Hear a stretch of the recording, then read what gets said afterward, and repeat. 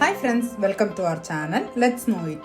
நாம இன்னைக்கு தேச பொடி அதாவது கடலை பருப்பு யூஸ் பண்ணி ஒரு ஸ்வீட் ரெசிபி எப்படி பண்றதுன்னு பார்க்க போறோம். ஒரு கப் அளவுக்கு கடலை பருப்பை ஒரு 4 மணி நேரம் அளவுக்கு ஊற வச்சு எடுத்திருக்கேன். அதை இப்போ ஒரு மிக்ஸி ஜார்ல சேர்த்துக்கலாம். இது கூடவே ஒரு சிட்டிகை அளவுக்கு உப்பு சேர்த்துருக்கேன். எந்த ஒரு ஸ்வீட் ரெசிபி பண்ணுறப்போவுமே கொஞ்சமாக உப்பு சேர்த்துக்கோங்க. அப்புறமா ஒரு அரை டீஸ்பூன் அளவுக்கு ஏலக்காய் தூள் சேர்த்துருக்கேன். இதை பார்த்தீங்கன்னா நான் இப்போ அரைச்சி எடுத்துகிட்டு வந்திருக்கேன். ரொம்ப ஃபைனாலாம் அரைக்கலை, ஓரளவுக்கு கொஞ்சம் கோஸ் பேஸ்ட்டாகவே அரைச்சி எடுத்திருக்கேன். தண்ணி எதுவும் சேர்க்கலை, அதில் இருந்த ஈரப்பதமே அதுக்கு கரெக்டாக இருந்துச்சு. இப்போது ஒரு தோசை தவா எடுத்து ஹீட் பண்ண வச்சுருக்கேன். அது ஹீட் ஆனதுமே அதில் கொஞ்சமாக நெய் சேர்த்துக்கிறேன். இப்போது அந்த நெய் நல்லா சூடானதுமே அதில் நாம் அரைச்சி வச்சுருக்கோம் இல்லையா கடலைப்பருப்பு பேஸ்ட்டு, அதை ஒரு அடை மாதிரி தட்டிக்கலாம். உங்களால் எவ்வளோ மெல்லிசாக தட்ட முடியுமோ அந்த அளவுக்கு தட்டிக்கோங்க. இப்போது இது மேலே ஒரு அரை டீஸ்பூன் அளவுக்கு நெய் சேர்த்துட்டு ஒரு லிட் வச்சு கவர் பண்ணி குக் பண்ணலாம். அடுப்பு பார்த்திங்கன்னா லோ ஃப்ளேமில் வச்சே குக் பண்ணுங்கள். கிட்டத்தட்ட 2லேருந்து 3 நிமிஷம் வரைக்கும் ஒரு சைடில் குக் பண்ணிக்கோங்க.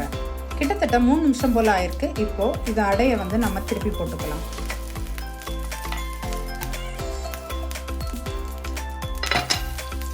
இப்போது இந்த அடை மேலே பார்த்தீங்கன்னா ஒரு ஸ்லைட் கோல்டன் ப்ரௌன் கலர் வந்திருக்குல்ல, இதுதான் கரெக்டான கன்சிஸ்டன்சி. இதை விட ரொம்ப டார்க்காகவும் ஆகிடக்கூடாது. இந்த அளவுக்கு கலர் வராமல் இருந்துச்சுன்னா அது ப்ராப்பராக குக் ஆகலைன்னு அர்த்தம். இப்போது நம்ம திருப்பி போட்டதை மறுபடியும் லிட் வச்சு கவர் பண்ணி ஒரு 2 நிமிஷம் இந்த சைடும் குக் பண்ண விட்டுடலாம். இப்போ பார்த்தீங்கன்னா இந்த அடை பர்ஃபெக்டாக குக் ஆகிருக்கு. இதை நாம் ஒரு பிளேட்டில் ட்ரான்ஸ்ஃபர் பண்ணிடலாம். நம்ம முதல்ல பண்ணது மாதிரியே பாக்கி இருக்கக்கூடிய கடலை மாவுக்கும் இதே ப்ரொசீஜரில் திரும்பவும் அடை தட்டி எடுத்துக்கலாம். இப்போ நம்ம தட்டி வச்சுருக்கோம் இல்லையா அடை, அதை கை வச்சு உதுத்து விட்டுக்கோங்க. நீங்கள் கையில் உதுத்து விட்டுக்கலாம், இல்லைன்னா மொத்தமாக அடையெல்லாம் கொஞ்சம் கொஞ்சமாக பிச்சுட்டு ஒரு மிக்ஸி ஜாரில் சேர்த்து ஒரு வாட்டி பல்ஸ் மோடில் பண்ணி எடுத்தீங்கன்னா அது பொடியாக உதிர்ந்து வந்துடும். உங்களோட கன்வீனியன்ட்டுக்கு ஏற்ற மாதிரி பண்ணிக்கோங்க.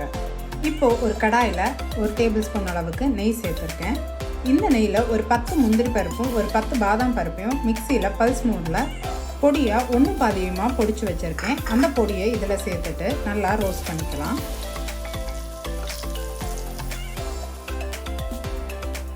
நம்ம சேர்த்த நட்ஸ் நல்ல ஒரு கோல்டன் கலர் வந்ததும் அதில் ஒரு 2லேருந்து 3 டேபிள் ஸ்பூன் அளவுக்கு துருவின தேங்காய் சேர்த்துக்கலாம். இந்த நெய்யில் தேங்காய் அப்புறமா நட்ஸ் எல்லாம் ரோஸ்ட் ஆகி வர்றப்பவே நல்ல ஒரு ஃப்ளேவரை கொடுக்கும். இது நல்லா ரோஸ்ட் ஆன அப்புறமா இது கூடவே நாம் எடுத்து வச்சுருக்கோம் இல்லையா கடலைப்பருப்பு அடை பொடிச்சது, அதை சேர்த்துக்கலாம்.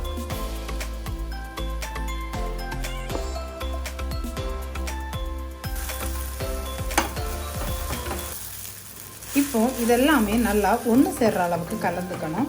நல்லா ஒன்று சேர்ந்து வந்ததும் அடுப்பை ஆஃப் பண்ணிக்கலாம். அடுப்பை ஆஃப் பண்ண அப்புறமா ஒரு 5லேருந்து 6 டேபிள் ஸ்பூன் அளவுக்கு சுகர் சேர்த்துக்கோங்க. சுகர் பார்த்தீங்கன்னா உங்களோட ஸ்வீட்னஸுக்கு ஏற்ற மாதிரி அட்ஜஸ்ட் பண்ணிக்கோங்க.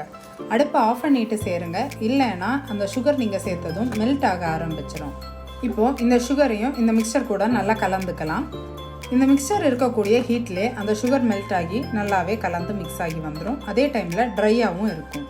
இப்போது நம்மளோட தேசப்பொடி ரெடி ஆகிடுச்சு. நாம் இதை சர்வ் பண்ணிடலாம். நீங்கள் ஒயிட் சுகருக்கு பதிலாக ப்ரௌன் சுகர் இல்லைன்னா நாட்டு சர்க்கரை கூட சேர்க்கலாம். அது இன்னுமே ஹெல்த்தியர் வெர்ஷனாகவும் இருக்கும். நம்மளோட சூப்பரான தேசப்பொடி ரெடி ஆகிடுச்சு. நீங்களும் இந்த ஸ்வீட் ரெசிபியை உங்கள் வீட்டில் ட்ரை பண்ணி பாருங்கள். ட்ரை பண்ணி பார்த்துட்டு எப்படி இருந்துச்சுன்னு மறக்காமல் கீழே கமெண்ட்ஸில் சொல்லுங்கள்.